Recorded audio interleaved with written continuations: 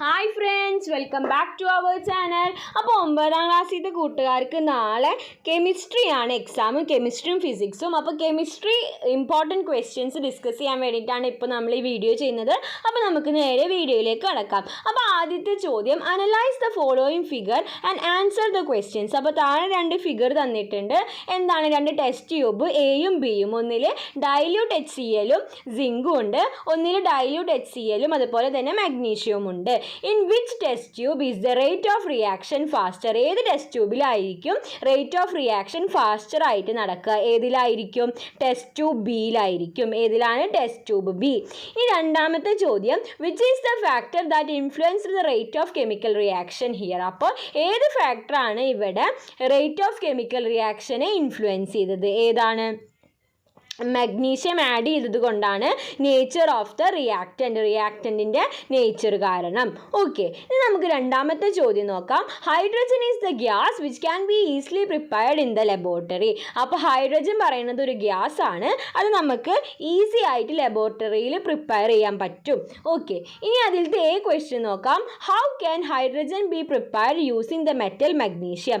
How can hydrogen be prepared using the metal magnesium? എങ്ങനെയാണ് magnesium metal വെച്ചിട്ട് hydrogen prepare ചെയ്യുക? എങ്ങനെയാണ്? To react dilute hydrochloric acid with pieces of cleaned magnesium ribbon. അപ്പോൾ അങ്ങനെ നമുക്ക് hydrogen ഉണ്ടാക്കാൻ പറ്റും. ഓക്കെ, ഇനി നെക്സ്റ്റ് അതിലെ തന്നെ B question, how can you identify that the gas produced is hydrogen? അപ്പോൾ ഇതിൽ ഗ്യാസ് ഹൈഡ്രജൻ ആണ് എന്ന് നിങ്ങൾ എങ്ങനെയാണ് ഐഡൻറ്റിഫൈ ചെയ്യുക? If a burning match stick is shown to the gas it burns with a pop sound. അപ്പോൾ എന്താണ്? ഒരു കത്തുന്ന മാച്ച് സ്റ്റിക്ക് അവിടെ വെച്ചാൽ അതൊരു പോപ്പ് സൗണ്ട് വെച്ചിട്ട് കത്തും. അപ്പം നമുക്ക് മനസ്സിലാക്കാൻ പറ്റും ഇവിടെ വന്നിരിക്കുന്ന ഗ്യാസ് എന്ന് പറയുന്നത് ഹൈഡ്രജൻ ആണെന്ന്. ഇനി next question, what is ionisation energy? How ionisation energy changes as we move from top to bottom in a group? Write the reason also. അപ്പോൾ എന്താണ് അയണൈസേഷൻ എനർജി? മാത്രമല്ല എങ്ങനെയാണ് ionisation energy top to bottom വരുമ്പോൾ മാറുന്നത്?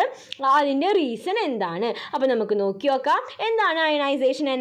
The amount of energy required to liberate the most loosely bound electron from the outermost shell of an isolated gaseous atom of an element is called the ionization energy. The size of atom increases as we move from top to bottom in a group. That's why ionization energy decreases. Okay, ഇനി next question നോക്കാം. Electronic configuration of N element is 2, 8, 2. അപ്പോൾ ഒരു electronic configuration ആണ് തന്നിട്ടുള്ളത്. 2, 8, 2 ആണ്.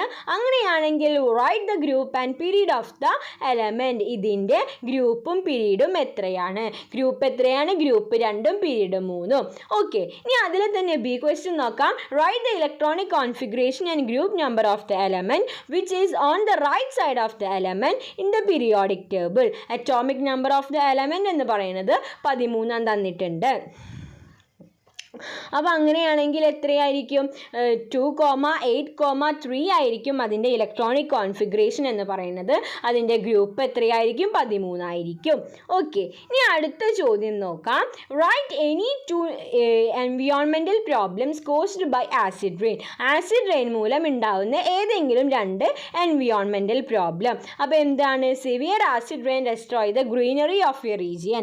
അപ്പോൾ acid rain ഉണ്ടാകുന്നത് മൂലം ഒരു സ്ഥലത്തിൻ്റെ ഗ്രീനറി നഷ്ടപ്പെടും. അതുപോലെ തന്നെ plant lose their ability to produce carbohydrates. അപ്പോൾ ഈ പ്ലാന്റ്സിനൊരു എബിലിറ്റി ഉണ്ട് കാർബോഹൈഡ്രേറ്റ്സ് പ്രൊഡ്യൂസ് ചെയ്യാനുള്ള.